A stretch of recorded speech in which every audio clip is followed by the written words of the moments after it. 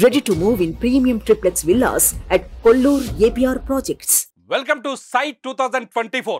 సిక్కోలు రాజకీయం రసవత్తరంగా మారింది. సీనియర్ నేత మంత్రి ధర్మానపై టీడీపీ కొత్త అభ్యర్థిని తెరపైకి తెచ్చింది. ఒకప్పుడు టీడీపీకి కంచుకోట అయిన శ్రీకాకుళం ఇప్పుడు మంత్రి ధర్మానకు అడ్డగా మారింది. ఈ ఎన్నికల్లో ధర్మానను ఓడించి పూర్వ వైభవం దిశగా అడుగులు వేయాలని టీడీపీ భావిస్తోంది. అందుకోసం సరికొత్త ప్రయోగానికి సిద్ధమయ్యారు టీడీపీ అధినేత చంద్రబాబు నాయుడు. ఇప్పటి వరకు ఇక్కడ గుండా కుటుంబానికి ధర్మాన కుటుంబానికి మధ్య యుద్ధం జరిగింది. కానీ ఈసారి గుండా ఫ్యామిలీకి అవకాశం దొరకలేదు టీడీపీ నుంచి. గుండా కుటుంబం ప్లేస్లో స్థానిక కిష్టప్పపేట సర్పంచ్ గొండు శంకర్ను ఎన్నికల బరిలోకి దించింది టీడీపీ.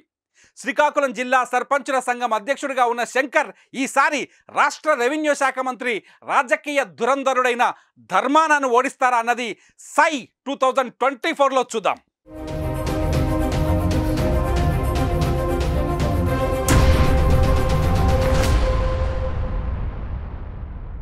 ఇంతకీ శ్రీకాకుళంలో ఓటర్ల సంఖ్య ఎంతుందో ఒకసారి చూద్దాం.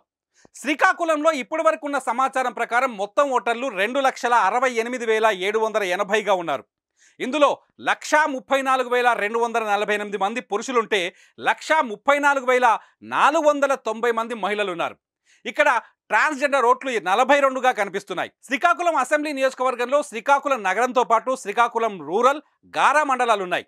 ఇక సామాజిక వర్గాల పరంగా వెలమ సామాజిక వర్గం ఓట్లు ఎక్కువ. రెండో స్థానంలో కళింగ వైశ్యులు, 3, 4, 5 స్థానాల్లో కళింగ, మత్స్యకార, శిష్టకరణ కులాల ఓట్లు ఎక్కువగా కనిపిస్తున్నాయి. 2024లో ఇక్కడ ఎవరెవరు ఎన్నికల బరిలో ఉన్నారో ఒకసారి చూద్దాం. వైసీపీ నుంచి రాష్ట్ర రెవెన్యూ శాఖ మంత్రి రాజకీయ దురంధరుడు ధర్మాన ప్రసాదరావు మళ్లీ పోటీ చేస్తున్నారు. టీడీపీ నుంచి గొండు శంకర్కు టికెట్ దక్కింది. ఈసారి ఇక్కడ కాంగ్రెస్ పార్టీ కూడా అభ్యర్థిని నిల్చోబెట్టింది. పైడి నాగభూషణం కాంగ్రెస్ పార్టీ నుంచి ఈసారి ఎన్నికల బరిలోకి దిగుతున్నారు. సామాజిక సమీకరణాల దృష్ట్యా గత 4 దశాబ్దాల్లో శ్రీకాకుళం నుంచి వెలమ సామాజిక వర్గం నేతలే ఎమ్మెల్యేలుగా గెలుస్తున్నారు.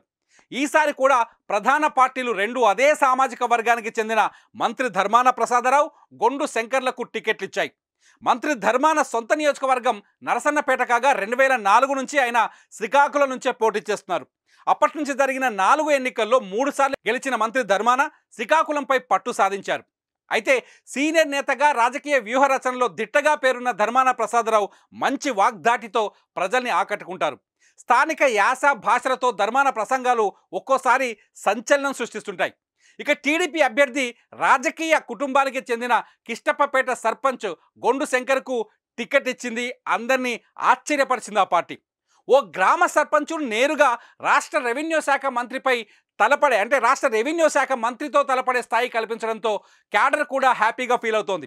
క్షేత్రస్థాయి సమస్యలపై అవగాహన ఉన్న నాయకుడికి సీటు ఇవ్వడంపై కేడర్ ఆనందాన్ని వ్యక్తం చేస్తోంది.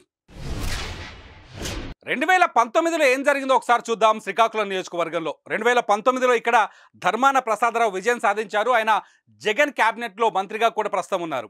తన సమీప ప్రత్యర్థి టీడీపీ సీనియర్ నాయకురాలు గుండా లక్ష్మీదేవమ్మ పైన ఆయన 5,777 ఓట్ల తేడాతో విజయాన్ని కైవసం చేసుకున్నారు. ఈ ఎన్నికల్లో ధర్మానకు 84,084 ఓట్లు లభించాయి. మొత్తం పోలింగ్లో 48.3%గా ఉన్నాయి ఈ ఓట్లు మొత్తం. అయితే గుండా లక్ష్మీదేవమ్మకు ఇక్కడ 78,307 ఓట్లు అంటే 45% ఓట్లు వచ్చాయి. అయితే 3.3% ఓట్ల తేడాతో ధర్మాన ఇక్కడ గుండా లక్ష్మీదేవమ్మను ఓడించారు. ఇక్కడ జనసేన అభ్యర్థి కొరడా సాంబశివరావు కూడా పోటీ చేశారు. కేవలం 7,557 ఓట్లతో ఆయన సరిపెట్టుకున్నారు. ఒక రాష్ట్ర మంత్రి, రాజకీయాల్లో సీనియర్ నేత ధర్మాన ప్రసాదరావుని సర్పంచ్తో ఓడించే శక్తి టీడీపీకి ఉందా? సర్పంచ్ అభ్యర్థి గోండు శంకర్ ధర్మానాన్ని ఓడిస్తారా అన్నదే ఇప్పుడు శ్రీకాకుళంలో ఆసక్తికరమైన అంశం. సై 2024లో మరో నియోజకవర్గంతో మళ్ళీ కలుద్దాం.